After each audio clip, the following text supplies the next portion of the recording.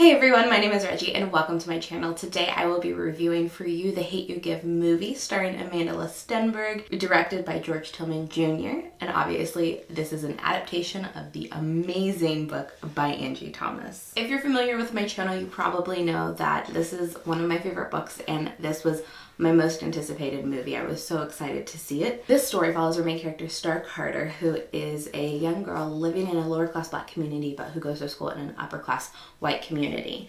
At the beginning of this book and movie, she sees her childhood best friend shot and murdered by a white police officer. While this book is clearly very blatantly inspired by the Black Lives Matter movement, it also tackles important topics like family dynamics, code switching, interracial relationships, trauma, finding your voice, and so much more. If you're interested in the book and my thoughts, I will link my spoiler-free review of the book down below. I'm going to start off this review by telling you that I think this is a wonderful movie.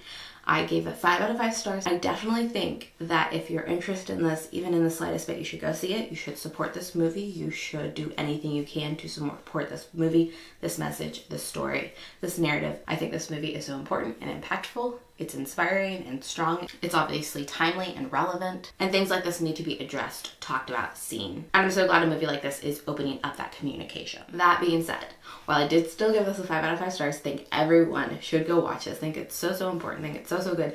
I still had a few issues with this movie, so we'll talk about those. All of my issues are definitely a person who adores the book nitpicking this movie, because I think it was a good movie standing on its own. I think I'm just comparing it to the book, which in my eyes is like so perfect that of course it couldn't live up to that perfection. So everything I'm going to list that I didn't like is definitely nitpicking and doesn't take away from the movie. However, if you haven't read the book or watched the movie, there are definitely going to be some spoilery aspects to this review, so beware of that. I've already told you my general thoughts on it. Go see it. But we'll continue on with the review. First, by starting off talking about the beginning of the movie, I'd say about the first 15 or 20 minutes of this movie is just like a complete narration voiceover from Amanda, and I didn't really like that. It's like this move that I think a lot of adaptations try to do that are based off YA books that I don't buy, and it cheapens the story in my eyes.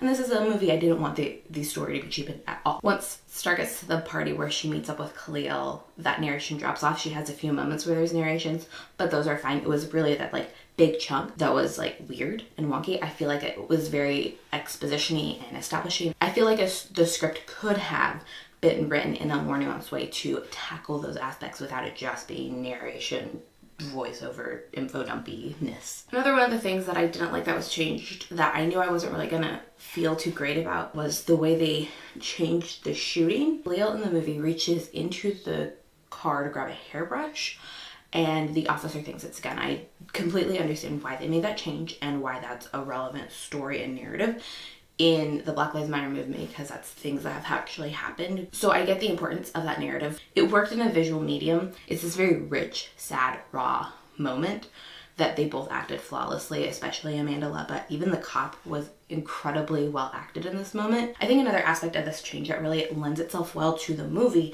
is we don't see as much from like the cop's side of it as all. We do see his interview like flash on TV, and that's like a moment with Haley, of course. But what you do see is in that moment when he realizes Khalil was not holding a gun but holding a hairbrush, he was like torn up. And you want that dynamic. You want the two sides of the story. Also didn't really like that Khalil kissed Star in that like car scene right before they get pulled over by the cop. Like, I get they were trying to play up that romance aspect, but it was really a little bit too much for me. It's like, oh, maybe these two should have been together instead of her and Chris. And also she cheated on Chris and that was never addressed. I get that they were trying to play up that line of don't worry, Star, we have time. Of course, we all know they don't actually have time. And that in itself is a powerful message of like not treating any day like you have another day guaranteed. And that definitely elicited the right response, because while it's a little cheesy, I think it's such a powerful line. And like people in my audience were like, oh no, at that moment. I just didn't like them playing up the romance that much. It felt disingenuous to Star and what she has to go through after the shooting. Another change that I wasn't really particularly on board with, but again, I get why they did it this way, is the conversation Star has with Carlos before the grand jury trial when she's going to testify. She has this conversation with Carlos, who is her uncle, who is a cop. He's also a person who kind of is walking the line between what he believes, what he feels, what he identifies with, between his Black community and with his cop community, because he is a Black cop. And in this conversation, he admits that he would treat a white person different than a Black person that was being pulled over. I get the value of that scene and the importance, and it's not like that idea wasn't touched on in the book, but I feel like Carlos had a lot more depth of walking that line in the book that was just kind of thrown out the window. It's just like, we need to get this perspective, the cop's perspective, and we're just gonna do it this way. Instead of having this like nuanced conversation, it just felt very like, let me show you this side of the argument kind of thing. I just wish we could have gotten more from Carlos, because he's such an interesting character walking this line between his two worlds. We don't deal with his code switching like we do with Star's, but we do have this person who's navigating these two worlds, trying to figure out what they think, where their voice lies, what's important to them. You don't get in his head, but you still see that that's something that's clearly happening with him. And I wish we would have gotten that in the movie as well. Earlier in this review, I said that the narration started the movie. To be fair, there was one scene before the narration started that actually started this movie, and it is a powerful scene.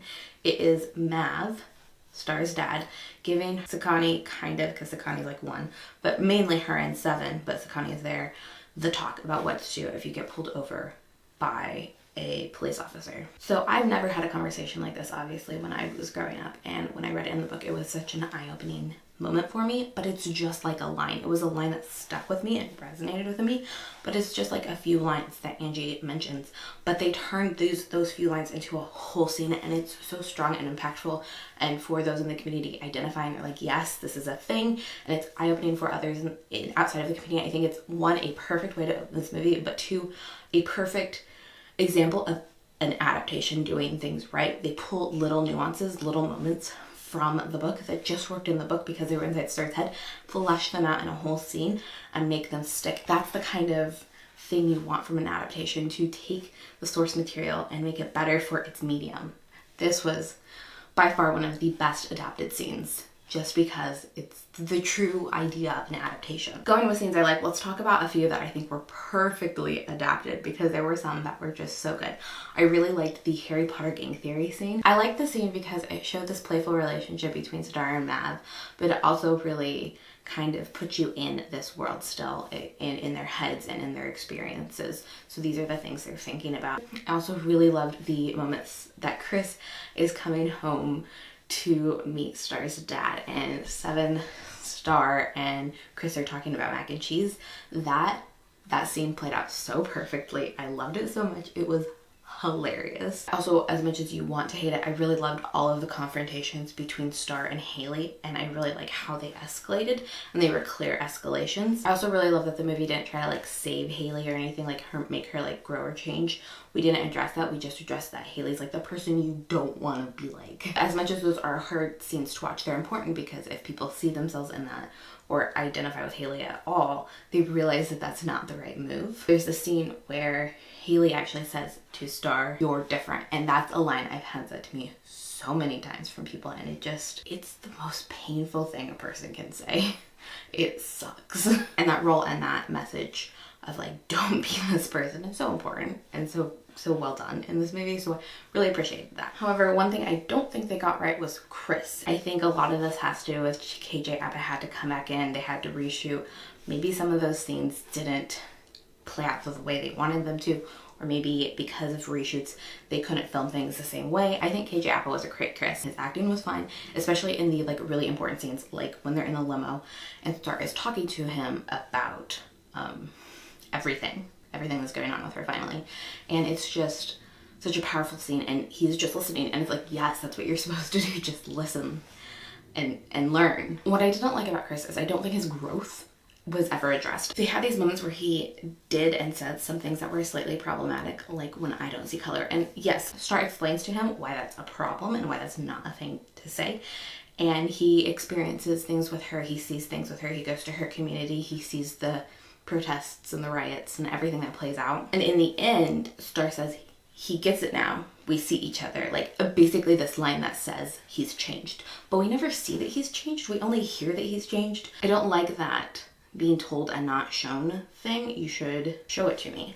especially because anyone who's watching this movie that is not a part of the community, especially white viewers, should be idealizing Chris as the most, out of all of the white characters in this movie and or book, the person to most aspire to be like, a person who stops to listen, who learns, adapts, gets it. But with only going half of the way with that in the movie, I feel like they're gonna think, oh, halfway is enough. You need to show the arc. For me, it just felt like people are gonna see Chris and still realize he's like a character that like, oh, they did it right. However, since we didn't fully address everything that was there, it just feels like people can misconstrue what they're supposed to get out of Chris's characterization. Okay, we have to talk about the ending because there's a scene with Connie that's not in the books where he picks up a gun. Wow, the scene is terrifying on so many levels. It definitely epitomizes and brings home the idea of thug life, the hate you give, the story, the message, the title. This scene made my heart race. It made me nervous. It made me scared. I don't think in real life that situation would have ended that way. I also think Mav would have gone down for like negligence because like his kid just grabbed his gun, and also they didn't lock up their gun in their house. I don't like that. It's really powerful. Star stepping in front of Sakani, breaking the cycle, this like moment of like discussion around the topic and theme. It's very good. While I don't necessarily love this scene, I think it's so important to the movie, so I'm not upset it's there. I think it really helps people get it. Like I said, my heart was racing. I was nervous. I was scared. It elicited the effects the movie wanted. So, I mean, it was effective on so many levels. So let's talk about a lot of the things I did like. I liked so much of this movie. I think the color palettes were so smart. I mentioned this when I was talking about the trailer, but they have a warm tone when they're in Garden Heights and a blue tone when they're in Williamson. And the color palettes are played out so smart, and I really loved that. It really talks to that code switching that Star has to go through. There's so many scenes that are just so small and so many nuances that really just speak to the experience of being someone who is Black in America during this time period. I think there are so many moments that are so beautifully executed just in relationships. I think the acting was the best part of this movie for me. I think this is Amanda's best acting to date, hands down, and I think the characters played off of each other so well. Every scene that had two characters in it just acting was amazing. Any scene with Star and Haley was so powerful. Mav and Amanda. The scene where Khalil shot and Star is just reacting, it's beautiful. The trauma she has after when she has her night terrors and she wakes up from that was shot beautifully. The editing of that was so beautiful, but also her waking up and her raw reaction was so pure, and Mav comforting her. I mean, it was honest, like all the emotional parts were played out so perfectly because the actors were so strong. Every actor was so strong. I think the strongest were clearly Amanda and what's his name, the guy who played was Mav, her dad. But they were everyone was so good. The mom was great. Common was great. Everyone was so good. Seven was fantastic in his moments. It was very, very good. The last note, Angie's cameo, oh my gosh, it's in this really important scene, and I was just like, oh my gosh. Mandy's like, you're reacting to a scene you shouldn't be. But Angie's cameo was so great. She didn't say anything. She just like silently hands Star Khalil shirt, and it's just beautiful. I was like, oh, it's Angie. I really loved her cameo. I think it's one of my favorite cameos in a YA adaptation. When I saw her, my heart burst for joy because that was a moment where I realized, regardless of any issues I have with this movie, it was made, it exists. This is a story that needs to be told, and it did it well. Any issue I have with this movie is such a minor thing in the grand scheme of things. It's just me, like I said, being a fan, being super nitpicky.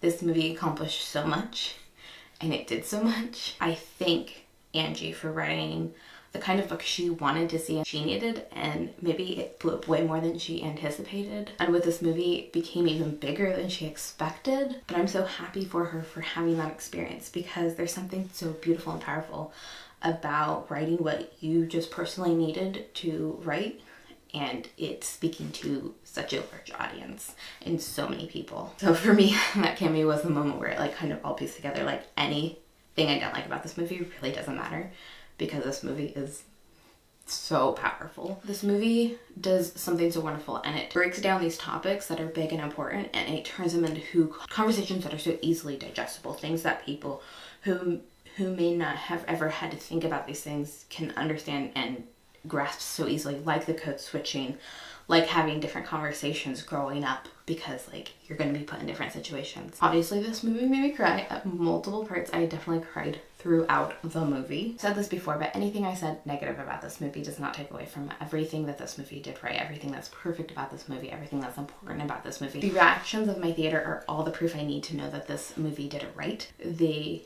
gasped every time Haley opened her mouth. They cringed when Chris said he didn't see color. They laughed when Seven made fun of Star. They cried when Cleo was shot. They got it. I really think from what I could see from their reactions, they got it. And that's what's so important and what's like makes me happy. That's what matters. Another thing that matters is that people feel seen and heard. As I was leaving the theater, there was this group of Black kids who had gone, I think, on a school trip. There was a bunch of them and they were taking pictures with their movie stubs, and you could see that like their tears had dried and they were just smiling at this point, and that's what matters.